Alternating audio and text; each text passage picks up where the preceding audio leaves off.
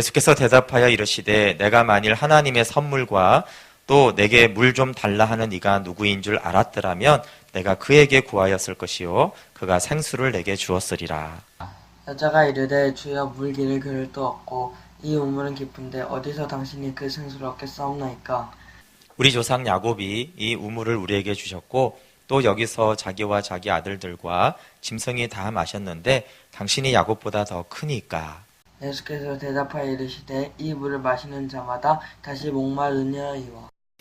내가 주는 물을 마시는 자는 영원히 목마르지 아니하리니 내가 주는 물은 그 속에서 영생하도록 솟아나는 샘물이 되리라.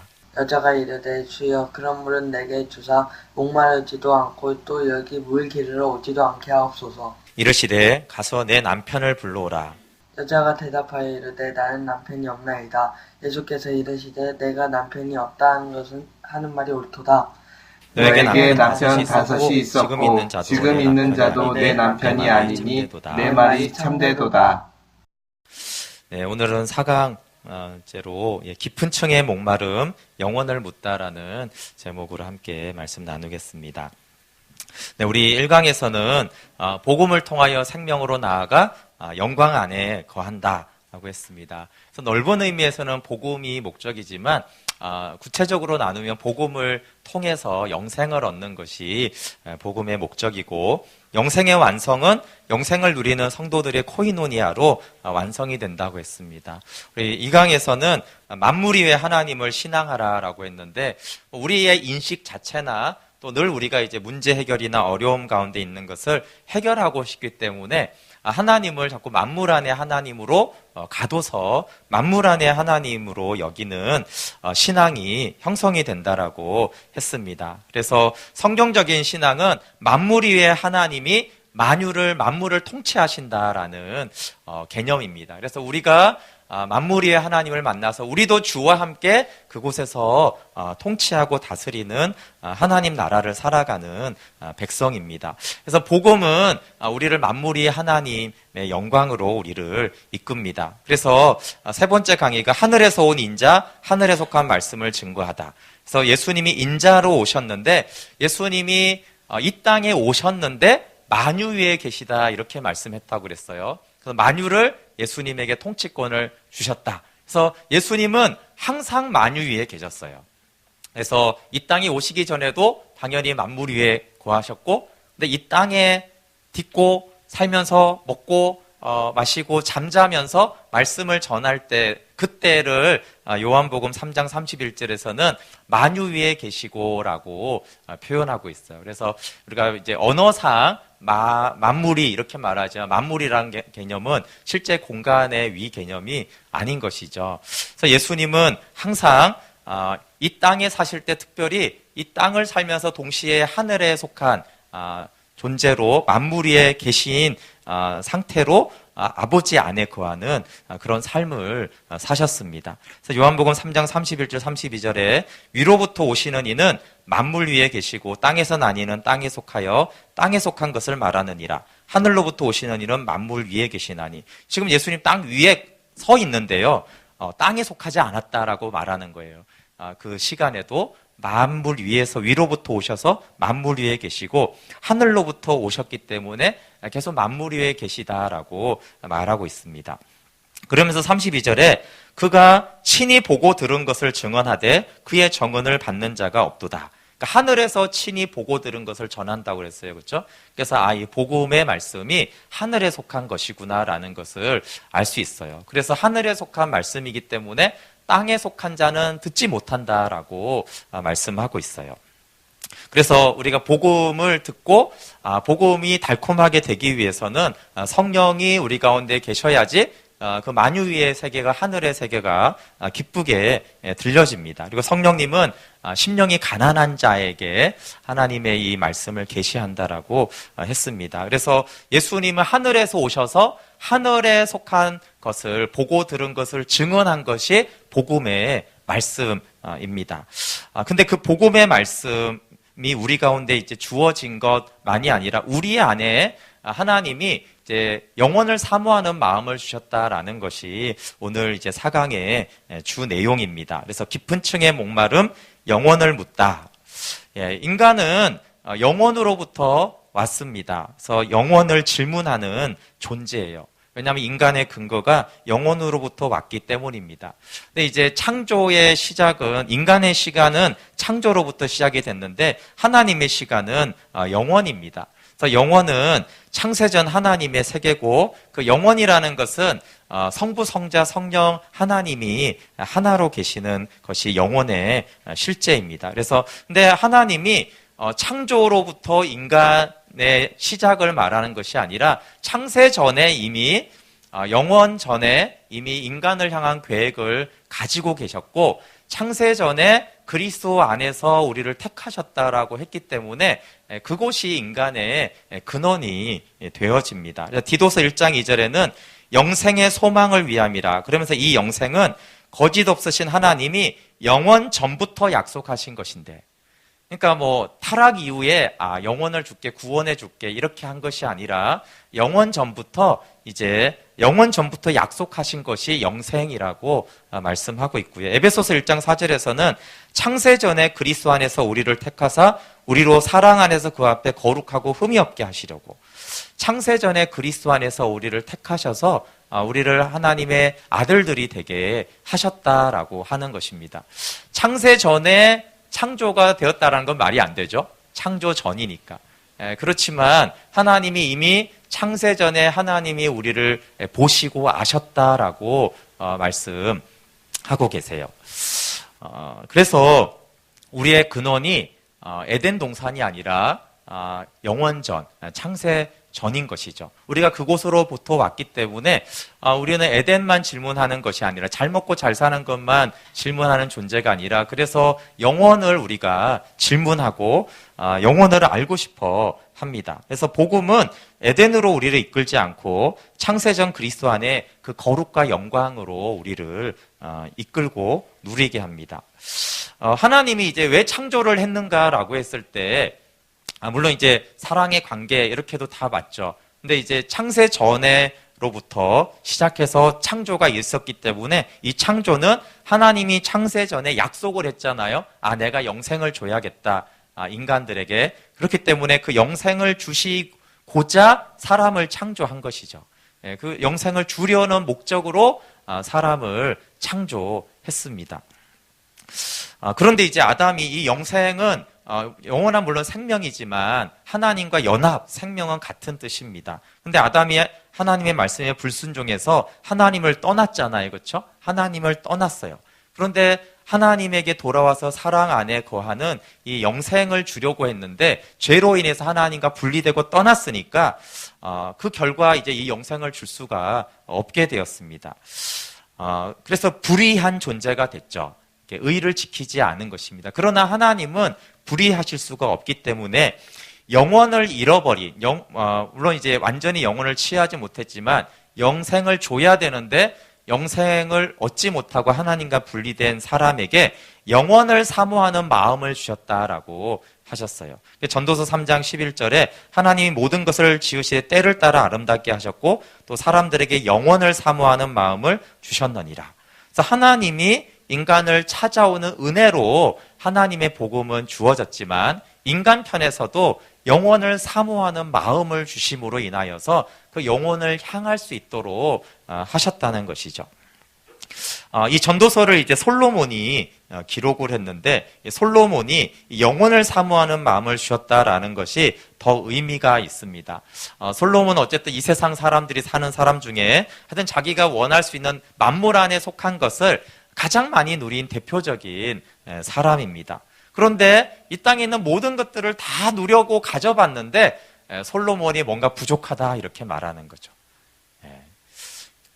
깊은 층의 목마름이 있다는 것이, 이 만물 안에 이 세상 뭐 돈이든지 여자든지 사람이든지 지혜든지 학식이든지 이 모든 것은 단층, 얇은 내 마음은 채워졌지만 뭔가 내 안에 깊은 층의 목마름이 있는데, 그걸 이제 솔로몬은 영원을 사모하는 마음이다. 그 영원을 사모하는 마음은 결코 그것으로 채워지지 않았다라고 이제 솔로몬이 말하는 것이죠. 그래서 모든 사람에게 잃어버린 영혼을 찾아주기 위해서 하나님은 영혼을 사모하는 마음을 모든 사람에게 주셨습니다. 여러분, 자꾸 이 영혼이라는 개념이 자꾸 어떻게 들리세요? 어렵죠? 근데 좋지 않아요? 이해는 안 되지만 이 영혼이 더 실제하는 진리의 세계입니다. 그걸 하나님께 기도해야 돼. 하나님, 이 보이는 세계가 아니라 보이지 않는 영혼의 세계가 더 실제 세계인 것을 알게 해주십시오. 근데 제가 부산대학 교수인 김상욱 교수가 양자역학에 대해서 강의한 거를 이번 주에 들었는데 되게 재밌더라고요. 한번 들어보세요. 제가 전자공학을 전공했는데 그걸 들어보니까 난 뭘 공부했나 이런 생각이 제가 들더라고요. 양자역학으로 인해 전자공학이 생겼다고 그러는데 근데 그 양자역학이라는 말 들어보셨어요? 예. 안 들어본 분도 계시죠? 물리학에서 아주 중요한 개념이고 아까 말 전자공학이나 이런 데서 이제 중요한 물리학에 아주 중요해요. 근데 이제 고등학교 물리 같은 데는 잘 안 나와요. 좀 어려웠기 때문에. 근데 그 양자역학을 들으니까 정말 이 창조를 통한 하나님의 계시는 원자의 세계까지 너무 많이 있다는 생각이 들었고, 그게 좀 영혼을 생각하는데 조금 도움이 됐어요. 요즘 물리학의 이제 양대 산맥은 아인슈타인의 상대성 이론하고 들어보셨죠? 아인슈타인 상대성 이론하고 양자역학이라고 해요. 이제 한마디로 그냥 원자를 연구하는 학문이고 물리학입니다. 근데 이제 양자역학에 대해서 계속 말한 게 어렵다 이런 표현을 쓰더라고요. 그러니까 왜 어렵냐 그러면은 우리가 지금 이렇게 보고 듣는 세계를 이제 거시 세계라고 하고 큰 덩치니까요. 그러니까 원자는 너무 작으니까 그걸 이제 미시 세계라고 하는데 우리가 경험하는 이 거시 세계의 우리의 상식과 이해 개념과 이 모든 언어 개념이 미시 세계의 원자 세계를 이해하기가 너무 어렵다라는 거예요. 그래서 원자의 세계가 너무 우리 상식하고 다르고 또 심지어 이제 뉴턴으로부터 왔던 그 고전 물리학이라는 그 지식이 그 법칙들하고 너무 달라서 이제 이해가 어렵다라는 얘기를 하더라고요. 근데 그 자세하게 설명하기 시간은 없고 그냥 간단하게 얘기하면 이런 이상한 현상이에요. 여러분 이 뚜껑은 여기에만 존재하잖아요, 그렇죠? 여기하고 여기에 이 뚜껑이 동시에 존재할 수 있나요? 우리의 상식으로 없죠. 전자는 동시에 존재해요. 이게 물리학에서 하는 말이에요. 전자가 두 곳에 동시에 존재합니다. 그걸 이제 전자는 입자이면서 파동이다 이렇게 말하는데 입자인가 파동인가에 대해서 입자이면서 파동이라는 거예요. 그래서 또 이제 재미있는 것은 이 전자를 사람이 이렇게 측정을 하면 관찰을 하면 입자로 행동하고 측정을 안 하면 파동으로 행동한다. 이런 내용도 있고요. 또 이제 그 전자가 안에 플러스 핵하고 이렇게 주변을 마이너스 전자가 돌잖아요. 원자가. 그런 거는 보셨죠. 그런데 이 전자가 도는데 이게 원이 하나가 아니라 하나, 둘, 이렇게 세 개 이렇게 있어요. 그런데 여기서 이 궤도에서 바깥 궤도로 하여튼 이게 옮기면서 빛이 흡수하거나 빛을 방출하거든요. 그러니까 여러분이 저를 볼 수 있는 거는 이 형광등 빛이 저를 이렇게 쬐잖아요, 그렇죠? 이 몸이 다 원자로 구성되어 있거든요. 탄소, 수소 이런 걸로 돼 있잖아요. 물로 돼 있다는 게 물이 다 수소잖아요. 근데 제 몸 안에 있는 원자의 이 빛이 이제 충돌을 하는 거죠. 그래서 제 몸에서 빛이 발하는 거예요. 그 빛이 여러분 눈 속에 들어가서 저기 조 목사님이 있구나 이렇게 이제 보는 거거든요. 그런데 그러니까 이제 빛이 흡수되거나 방출되는 게 전자가 궤도를 이렇게 바꾸면서 생기는 현상이라는 거예요. 그런데 그러면 이제 궤도가 이렇게 돌다가 이 바깥 궤도로 가면 여기에 있다가 이 전자가 일로 와야 되잖아요. 그때 예를 들어 빛이 방출한다고 했을 때 여기 있다가 여기 있으면 우리의 상식은 어떤 거죠? 여러분이 여기 있다가 눈을 감았다가 여기 있는 걸 보면 어떻게 돼요? 아, 이게 이렇게 왔구나, 아니면 이렇게 왔구나 생각하잖아요. 근데 이제 양자역학에서는 여기에 있다가 이게 사라졌다가 여기에 있는 거예요. 이 오는 경로가 없는 거예요. 이해가 되세요? 아니, 이게 이해가 안 돼야지 정상인데. 이게 이해가 되면 양자역학이 쉽죠. 이런 얘기를 하니까 양자역학이 어렵다는 거예요. 근데 이게 물리학에서 과학적으로 지금 이렇게 하고 있는 거예요. 이런 말들을. 근데 제가 이걸 야다한테, 야, 이게 신기하지 않냐? 야, 전자가 여기도 있고 동시에 여기도 있대. 하나의 전자를 말하는 거예요. A전자, B전자가 아니라 그냥 하나의 전자가 여기도 있고 여기도 있는 거예요. 그랬더니, 아니, 하나님도 그렇게 계시잖아. 내가, 야, 넌 진짜 똑똑하다. 그러니까 이게, 제가 말하려는 게 이런 건데요. 아이들도 하나님도 모든 곳에 계실 수 있잖아, 동시에. 그러면 양자역학이 너무 쉬운 거죠. 근데 제 말은, 우리가 이제 그래도, 야다가 영의 세계에 대한 얘기를 들었잖아요. 하나님은 영이시잖아요. 그렇죠? 그 영적인 세계 얘기로 보면 그게 하나도 안 이상한 거예요. 근데 이게 물리학자들이 물리는 이 보는 세계부터 관찰부터 시작했기 때문에 이게 너무 골치가 아픈 거예요. 아니, 어떻게 여기랑 여기랑 동시에 있냔 말이에요. 그게 어떻게 되느냐. 이걸 막 굉장히 이제 연구를 하고 이제 그게 이제 많이 입증이 되긴 했지만 어쨌든 이제 그런 거예요. 근데 이 과학의 세계에서도 그런 얘기가 자꾸 있는 거예요. 그러니까 이제 아까 그러면 전자가 입자냐, 알갱이냐 이 말이에요. 알갱이냐, 파동은 아시죠? 물결, 파동이냐라고 했을 때 양자역학에서 말하는 거는 둘 다인데 이게 왜 사람들에게 어렵냐면 사실 제3의 언어가 필요하다 이렇게 말하는 거예요. 이걸 한꺼번에 묶을 수 있는, 그러니까 간단히 말하면 2차원의 세계에서 3차원으로 봐야지 그걸 설명할 수 있다 이렇게 결국은 말을 해요. 근데 무슨 말이겠어요? 근데 이제 이렇게 중요한 건 제가 말하고 싶은 게 이런 거예요. 이게 말이 안 되는 것 같은데 이게 실제라는 거예요. 거기서 말하는 거는. 이게 좀 황당한 얘기 같지만 이게 실제 세계라고 자꾸 말을 하는 거예요. 보이는 것이 더 실제가 아니고 예를 들면 제 몸을 보잖아요. 제 몸이 가득 차 있잖아요. 그렇죠? 안 그래요? 근데 이제 양자역학에서는 제 몸은 거의 비어 있어요. 거의 비어 있어요.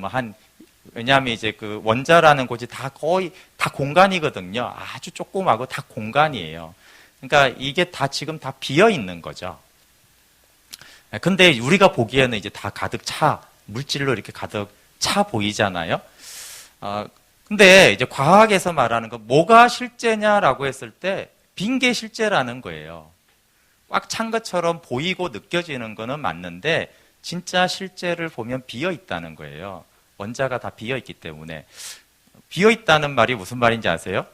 예, 제가 큰 원자는 원자 핵을 만약에 지구 중심에 농구공처럼 두잖아요. 그러면 이 전자가 어느 글에 도냐면 지구 둘레를 두는 정도로 거리가 멀어요. 핵과 전자 사이가.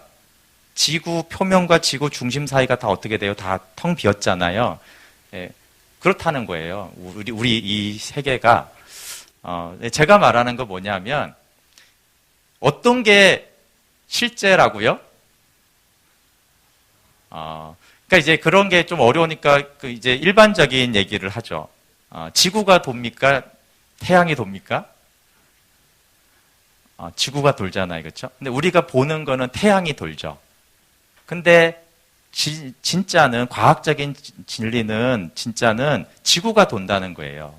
그러니까 상식하고 다르다는 얘기를 자꾸 하는 거예요. 상식하고 다르다. 근데 상식하고 다른 개념을 이해하고 받아들일 때 엄청난 과학의 진보가 있다는 거예요. 그래서 양자역학이 왜 그럼 그게 뭐 A가 B가 있고 이게 뭐 말장난하는 거냐 그게 아니고요. 양자역학 때문에 반도체가 만들어졌고 그러니까 컴퓨터나 스마트폰이 있는 거예요. 그게 단순히 이론이 아니라 양자역학으로 물건을 만들어내는 거거든요. 모든 전자제품이 거기 그 이론에서부터 나온다는 거예요. 그러니까 그게 실제인 거죠. 물건을 만들어내니까. 영어는 상식적이지 않잖아요. 상식적이에요? 상식적이지 않죠. 근데 제가 그러니까 물리학만 봐도 더 높은 차원의 생각을 하라는 거예요. 보기에는 태양이 돌지만 아니야. 지구가 도는 거야. 그럼 이런 거죠. 그럼 우리가 영원을 말할 때 어려운 건 뭐예요? 안 느껴지잖아요. 영원히 느껴지세요? 근데 똑같은 얘기는, 아니, 그러면 갈릴레온가요? 이렇게 말할 때 가장 그 사람이 어려운 질문은 뭐냐 하면, 지구가 돌면 왜 우리가 못 느껴? 이 말이거든요. 태양이 돌지, 아니야, 지구가 돌아. 그러니까, 지구가 도는데 왜 우리가 못 느껴? 내가 차를 타고 차가 움직이면 나는 느끼잖아.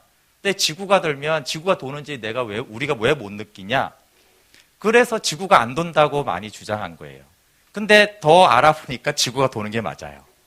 근데 지구가 도는데 지구가 도는 걸 못 느끼죠. 그러니까 이제 과학도 느끼지 않는다고 느낌이 사실이 아니라는 거예요. 느낌은 태양이 도는데 사실은 지구가 돈다는 거예요.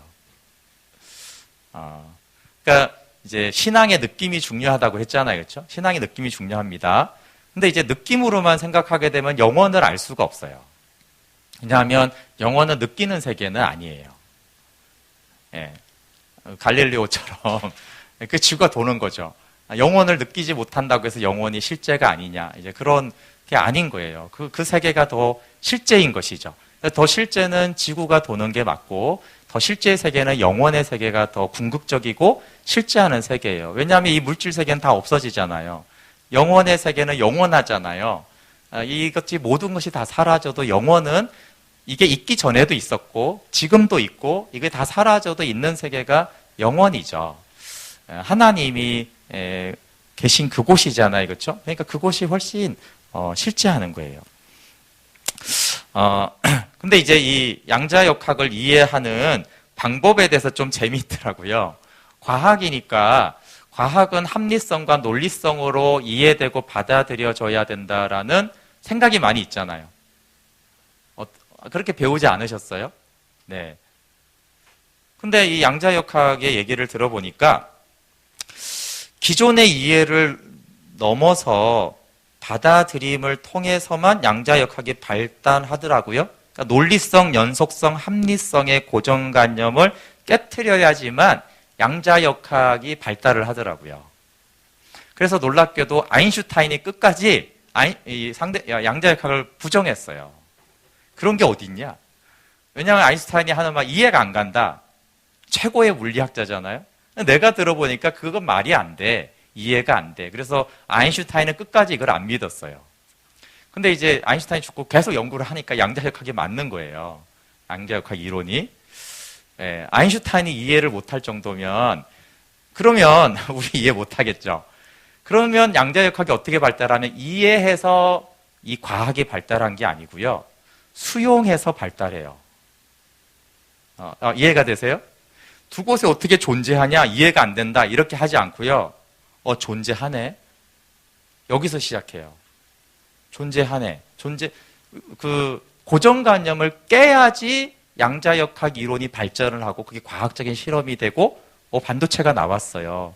물건이. 그러니까 제가 놀라운 건 그거였어요. 야, 과학도 하나님이 우리는 이제 논리로 과학이 발달한다고 생각을 했는데 이해로는 양자역학이 발달을 안 해요. 양자역학은 되게 황당한 생각을 하고 이게 현실 사실이네? 그래서 이렇게 말해요. 이해는 안 되지만 실제가 있는 과학이다. 이렇게도 말을 해요. 보세요. 하나님의 세계가 이해가 되나요? 이해가 안 되지만 실제하죠. 또 사실 경험도 되는 세계예요. 양자역학이 그래요. 그럼 뭐 다 이해가 안 된다는 게 아니고요. 양자역학은 이해가 되는 영역이 있고 이해가 안 되는 영역이 있는데 이해가 되는 건 이해하고 이해가 안 되는 건 그냥 수용하더라고요. 그게 제가 놀라웠어요.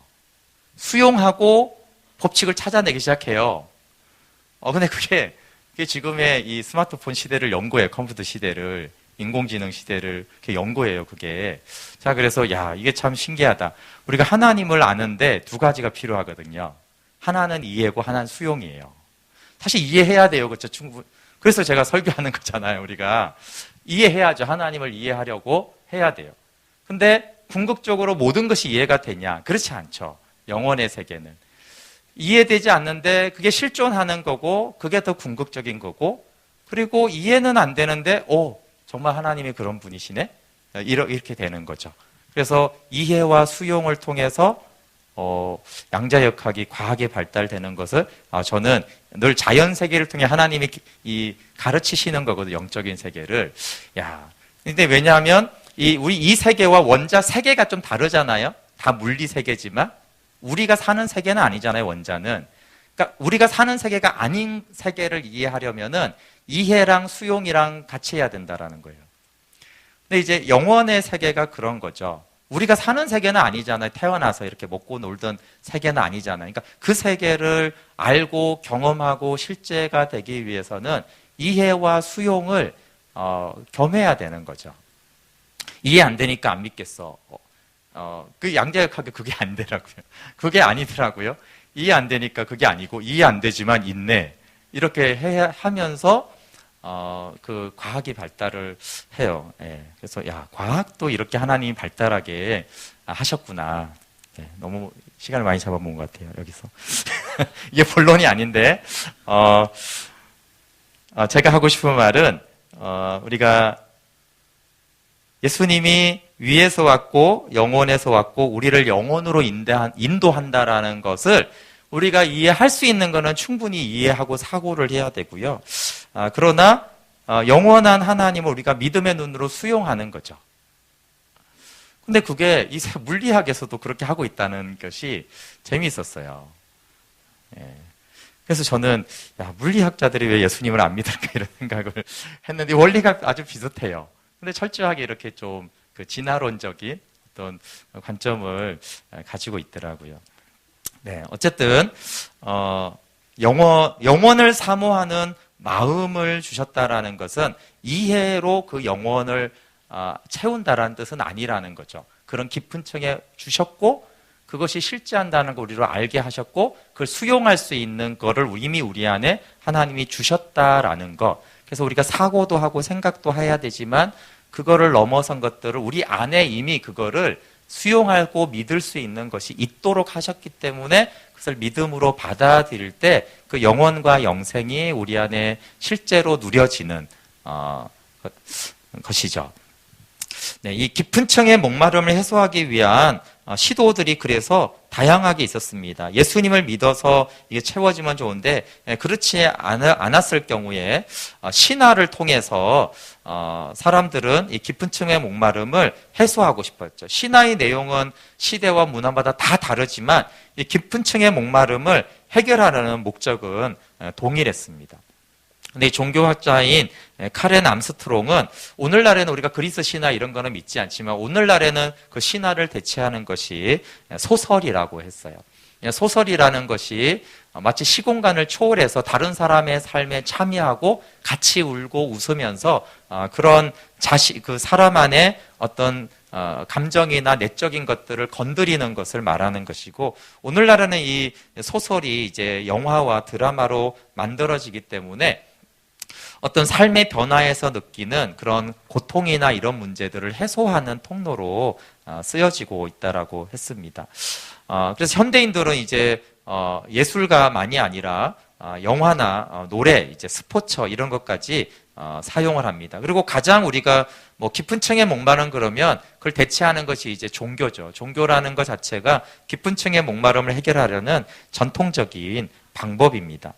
근데 이 종교는 다 신비성을 가지고 있고 그 신비는 초월적인 경험에서 오는 절정을 맛보게 합니다. 종교가 추구하는 것은 모든 종교는 만물 안의 것도 다루지만 초월적인 경험을 하게 합니다. 그래서 유한성을 극복하는 데 초점을 맞추죠. 2011년에 미국 유니온 신학교의 폴 리티 교수와 동화사의 진제 스님의 대화가 있었습니다. 그때 이제 그 내용은 서로 배우는 것보다는 약간 이제 폴리트 교수가 이제 진제 스님의 좀 가르침을 받는 형식을 취합니다. 진제 스님은 이 선불교는 세상이 창조되기 이전에 참나를 찾는 수행이 중심이다. 이 참나란 부모로부터 나온 내가 아닌 참나는 누구인가? 이것을 화두로 수행을 계속하면 우주 창조 이전에 참나를 만난다. 그리고 더 중요한 건 이제 참나를 만나면 모든 현상의 고통을 수용할 수 있고 이 땅에서 수억 년을 살 수 있다. 이렇게 말했습니다. 혹시 관심이 있으신 분은 이걸 찾아보시면 별 내용은 없어요. 오히려 이제 다른 강의를 제가 들었는데, 네. 이렇게 깨어나는 현상에 대해서 참나를 발견하는 방법에 대한 강의도 있더라고요. 그리고 이제 그해 9월에 미국의 유서 깊은 리버사이드 교회에서 진대 스님이 가서 이런 설법을 했어요. 참 안타까운 건 거기 많은 기독교인들이 이 가르침에 굉장히 놀라면서 알고 싶어 했어요. 그래서 이렇게 막 질문도 하고 이런 시간들을 가졌어요. 근데 이 참나가 창조되지 않는 참나니까 기독교로 말하면 이제 영원의 다른 표현이라고 할 수 있죠. 근데 이제 기독교하고 차이는 선불교는 수행을 통해서 그게 된다라고 하는 것이에요. 근데 여기 이제 참 두 가지 우리가 충격적인 일이 있죠. 그것은 현대 불교가 선불교는 좀 이렇게 현대 불교죠. 우리가 아는 뭐 고려 시대 때 이런 불교는 아닙니다.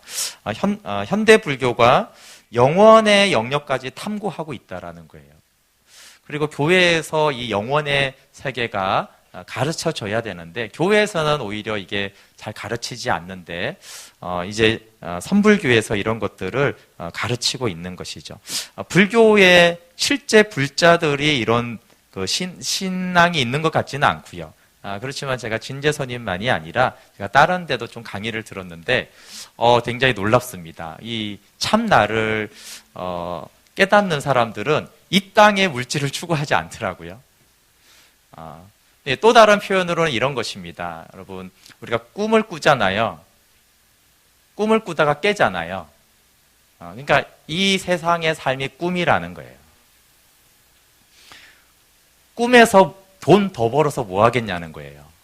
꿈에서 대통령 되는 게 뭐가 그렇게 중요하냐는 거예요.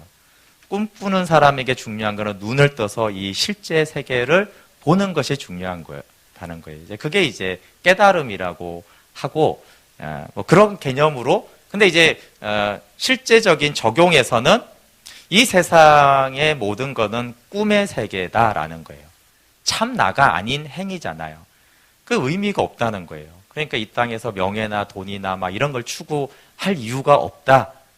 그것이 이제 불교에서 말하는 초월의 개념이에요. 이 세상의 모든 근심과 염려는 근심은 오지만 근심을 부정하는 것이 아니라 근심은 오면 그냥 흘려보내라. 이런 거죠. 그냥 꿈이다라고 생각하고 꿈은 악몽은 힘들지만 악몽이다 생각하고 그 어려움을 그냥 지나보내고 그냥 깨어나면 악몽은 없어지잖아요. 그런 개념으로 이 땅의 문제들을 다 처리하고 그래서 그게 고통을 수용할 수 있는 방법 중에 하나입니다. 네, 종교를 넘어서 생명의 신앙이 기독교죠. 그래서 영혼의 실제를 믿는 것이 기독교에서 정하는 복음의 정수입니다. 그래서 예수님은 영원에서 오신 하나님의 아들이시죠. 그래서 영원에서 오셔서 원래 영원을 주려고 했었는데 그 약속으로 떠난 영원을 잃어버린 우리를 영원으로 인도하기 위해서 예수님이 영원에서 오셔서 인도하는 그 방법이 십자가에 죽으시고 부활하신 것이죠. 그래서 다시 우리가 원래 거해야 될 그 영원으로 우리를 인도하는 것입니다. 근데 이제 영원으로 나아가는 것이 선불교에서 말하는 깨달음이나 인간의 공로, 수행이 아니라 하나님의 은혜로 복음으로 주어지죠. 예수 그리스도로 이 영원이 우리 가운데 주어집니다. 그 영원은 막연한 어떤 곳이 아니라 아버지 품이죠. 아까 영원은 공간의 개념이 아니고 성삼위 하나님이 거하시는 곳이 영원이에요. 예수께서 이르시되 내가 곧 길이요 진리요 생명이니 나로 말미암지 않고는 아버지께로 올 자가 없느니라. 그래서 아버지께로 가는 것, 아버지 품이 영원이거든요. 그것은 예수 그리스도를 통해서 은혜로 갈 수 있다라고 말씀하셨습니다. 그래서 예수님은 땅의 것이 아니라 영원한 것을 구하라고 하셨어요. 우리 요한복음 6장 26절 27절 찾아볼게요. 4장 봤으니까 뒤에 있죠. 요한복음 6장 26절 27절입니다. 같이 한번 읽어볼게요. 6장 26절 27절 시작. 예수께서 대답하여 이르시되 내가 진실로 진실로 너에게 이르노니 너희가 나를 찾는 것은 표적을 본 까닭이 아니요 떡을 먹고 배부른 까닭이로다. 썩을 양식을 위하여 일하지 말고 영생하도록 있는 양식을 위하여 하라. 이 양식은 인자가 너희에게 주리니 인자는 아버지 하나님께서 인치신 자니라. 이제 떡 얘기를 앞에 26절에 하잖아요. 그렇죠? 떡 먹고 배불러서 나를 쫓아다녔냐? 그러면서 썩을 양식을 위해서 일하지 말고 영생하도록 있는 양식을 위해서 하라. 이 양식은 내가 너에게 주겠다. 예수님이 준 게 뭐예요? 복음의 말씀이죠. 이 말씀을 줄 테니까 이 복음의 말씀을 위해서 일하라는 건 뭐예요? 이 복음의 말씀을 구하고 믿으라는 거죠. 썩을 양식을 위해서 금방 먹었던 그 떡, 예수님이 줬지만 내가 준 거는 맞지만 자꾸 그것을 위해서 나를 믿고 구하지 말고 내가 주는 이 복음의 말씀을 믿으라고 하는 것이죠. 근데 안타까운 것은 자꾸 이제 영원을 전하는 교회는 땅의 것과 썩을 양식을 우리가 자꾸 전하고 구하고 있는 동안에 선불교는 이 영원의 참나를 찾아야 된다라고 지금 가르치고 있다는 거예요. 진재선님이 지금 그 최고 높은 사람이 됐거든요. 그러니까 영향력이 있는 거죠. 예, 그런 것들을 뭐 사람들이 듣든지 안 듣든지 어쨌든 종파에서 가장 이제 권위 있는 사람이 돼서 그걸 가르치고 있잖아요. 교회가 깊은 층의 목마름을 영생의 진리로 채워주지 못하면 현대인은 뭐 드라마나 영화나 스포츠, 취미 활동만이 아니라 다른 이런 선불교와 같은 종교들이 계속 그 영혼의 깊은 층을 채워주려고 할 것입니다. 참 안타까운 거는 뭐 편집이 됐는지 뭐 그런 것 같지 않아요. 리버사이드 교회에서 여러분 진재스님이 딱 설법을 했을 때 누군가가 딱 손을 들고 스님 참 놀라운데 우리는 이미 창조되지 않은 나를 만났습니다. 이렇게 말했으면 얼마나 좋았을까요?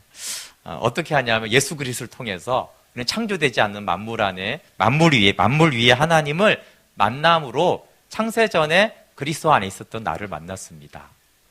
물론 여기서 말하는 참나는 창세전 그리스도 안에 하나님의 아들로서 거룩한 나죠. 근데 아무도 그 얘기를 하지 않았다라는 것이 참 슬프지 않습니까? 아마 많은 교회에서 그렇게 하지 못할 가능성이 높잖아요. 뭐 스님들을 교회에 초청을 안 해서 그렇지 이게 좀 소청해서 말을 한다면 그 교회의 안타까움이죠. 땅의 것을 구하고 땅의 것을 많이 가져오고 그런 것들을 필요한 것은 맞지만 영생의 말씀보다는 그런 필요들에 의해서 많이 치중되어 있는 건 사실입니다.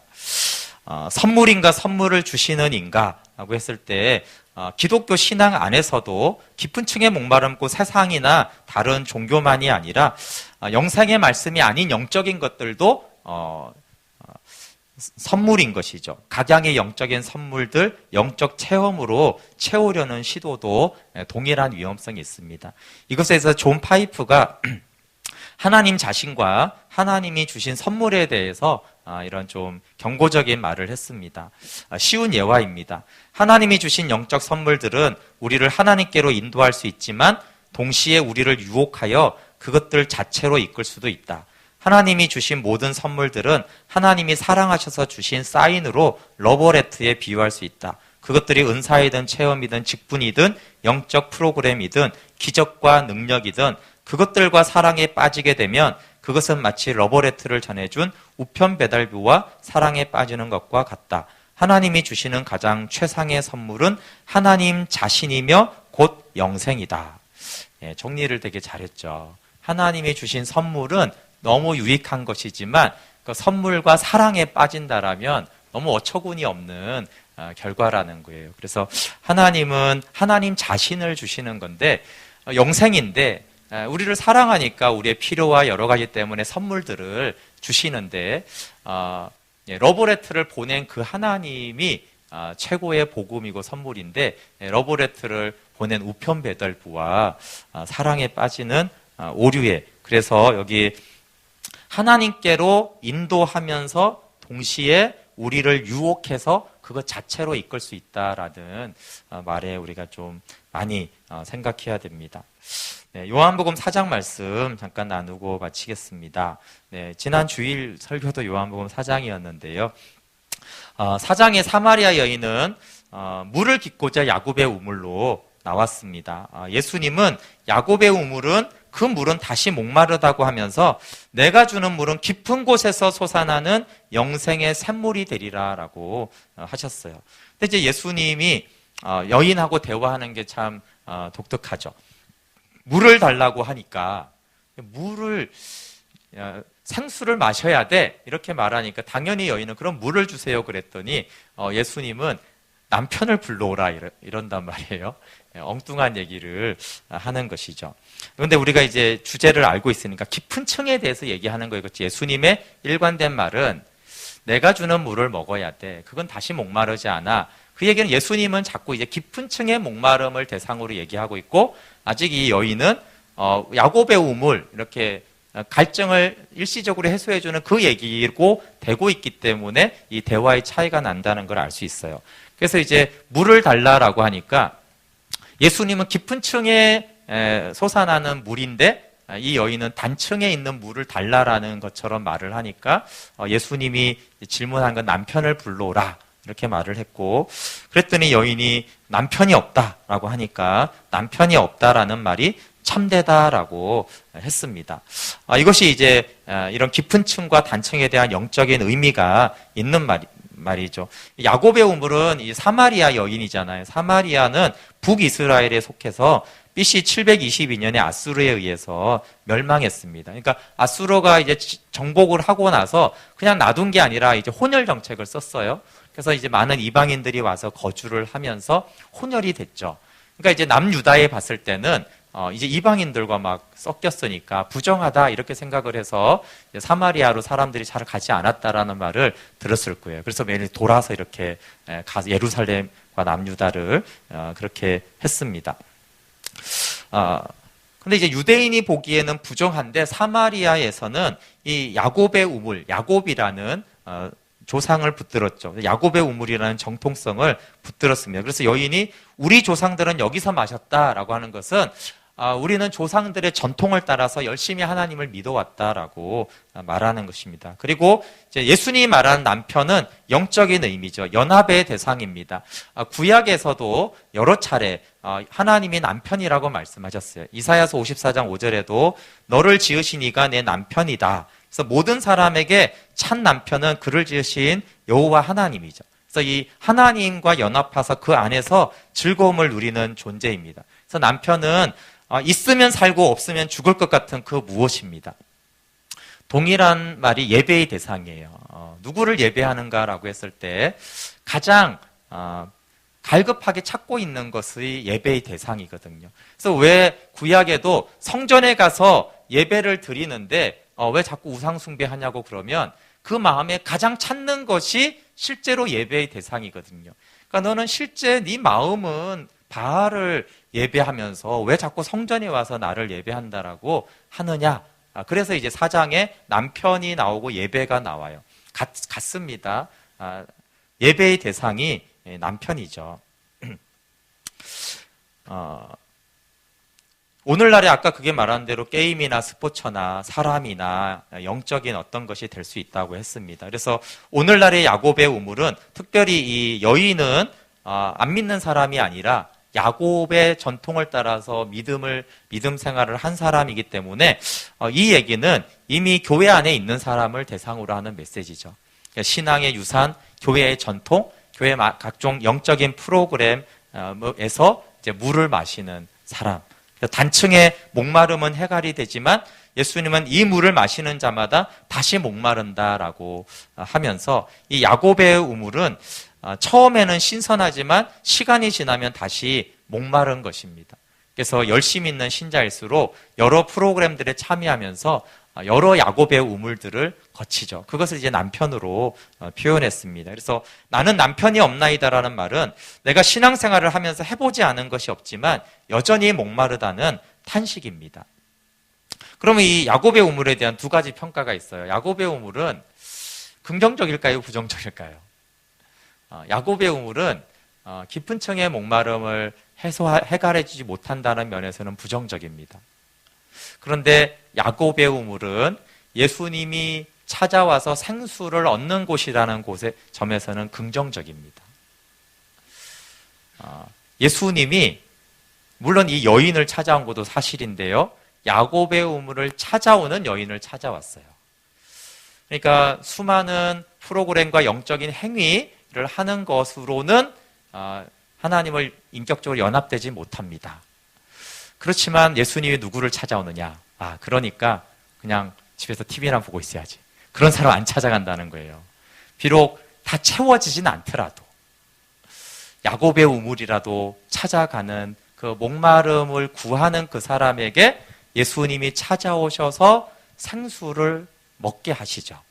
네, 그런 면에서 야곱의 우물은 긍정적입니다. 다만 평생 야곱의 우물만 다쳐서 인생을 마치는 것은 좀 불행한 것이죠. 야곱의 우물을 우리는 찾아다니다가 영원한 생수이신 남편이신 예수 그리스도를 만나고 연합되게 되는 것입니다.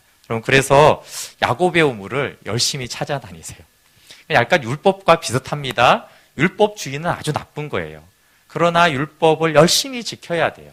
그래야지 율법의 저주가 무엇인지 알고 율법을 넘어선 은혜를 알게 되기 때문에 그래요. 그래서 더 많이 봉사하고 헌신해야 된다고 그랬죠. 잘못하다가 율법주의에 빠질 수 있지만 은혜로 가기 위해서. 야곱의 우물도 마찬가지인데 야곱의 우물 자체는 하나님이 권장하는 것이 아니에요. 그러나 우리가 영원의 하나님을 만나는 통로는 야곱의 우물밖에 없어요. 물론 이제 야곱의 우물도 좀 수준 차는 있습니다. 좀 아닌 야곱의 우물이 있고, 그렇죠. 하나님은 야곱의 우물에서 하나님을 찾고 메시아를 기다리는 그런 자에게 영원히 목마르지 않는 샘물, 영생의 말씀을 주십니다. 그때 영원의 하나님 품에서 안식하게 되죠. 어거스티나라는 사람이 하나님을 찾는 많은 여정을 이렇게 거칩니다. 야곱의 우물을 많이 찾아요. 그냥 가만히 있다가 하나님 만나지 않고 철학으로, 종교로, 이런저런 것으로 계속 야곱의 우물을 찾아다니다가 마찬가지로 하나님이 찾아오시죠. 그래서 이제 하나님을 만나게 되어집니다. 그리고 고백하기를 내가 하나님 당신의 품에 거하기까지 안식이 없었나이다. 네. 야곱의 우물은 그 자체에 머물면 안 되지만 생수를 만나는 통로인 면에서는 가치가 있습니다. 예수님께서 주시는 생수, 내가 생수를 주겠다라는 것은 복음을 주겠다라는 거예요. 복음의 말씀을 주겠다. 영원한 생명 하나님과의 사귐에 이르게 하지 못하는 모든 것은 야곱의 우물입니다. 세상 것만이 아니라 우리가 신앙 프로그램, 세상의 많은 존재물들, 영적인 선물도 다시 목마르면 야곱의 우물이죠. 그런 건 당연히 야곱의 우물이 될 수밖에 없고, 경계해야 될 것은 복음도 다시 목마르고 마는 야곱의 우물이 될 수 있습니다. 그래서 지난주 말씀대로 복음 자체로는 생명이 되지 못해요. 복음의 성령의 계시가 있을 때 그 복음이 생명이 된다라고 했잖아요. 그렇죠? 그래서 복음의 말씀을 주로 오셨지만 그 복음이 영원한 생명을 얻게 해야 됩니다. 그렇지 않으면 내가 복음을 이해하고 깨달았다고 해도 아니 내가 복음으로도 야곱의 우물입니다. 그렇지만 어떻게 해요? 그래도 복음의 야곱의 우물이 제일 좋습니다. 그렇지만 주님이 찾아오셔야 되는 거죠. 내가 복음을 이해하고 깨닫고 좋아하고 하는 것만으로는 생명을 얻지 못하고 성령의 계시, 똑같이 예수님이 찾아오셔서 우리 가운데 이 생물을 주셔야지만 영원한 생수 가운데 우리가 주님과의 연합으로 사귐으로 들어가게 되어집니다. 네, 마치겠습니다. 소망은 그렇게 찾고 야곱의 우물에서라도 메시아를 기다리고 예배, 남편의 대상을 찾는 자에게 여인 스스로는 생수를 구할 방법이 없는 자에게 예수님이 찾아온다는 거예요. 사마리아 여인의 입장은 계속 오면서도 이 여인에겐 방법은 없어요. 네, 예수님이 주시는 일방적인 은혜죠. 그렇지만 이 여인은 영원을 사모하는 마음의 표현대로 움직였던 사람이에요. 야곱의 우물에 왔다라는 것은 내 안에 영원을 사모하는 마음이 있음을 알고 그걸 갈급해하는 여인에게 예수님이 은혜로 왔지 모든 여인에게 예수님이 찾아오지 않으셨습니다. 그래서 우리가 야곱의 우물을 찾고 구하고 갈망하되 주님 저는 야곱의 우물을 위해서 기도하러 온 건 아니에요. 오늘 기도가 야곱의 우물이 될 수는 있지만 주님 저는 내 남편이신 내 예배의 대상인 예수님 그 복음을 만나고 싶습니다. 우리가 이렇게 기도하면 좋겠습니다.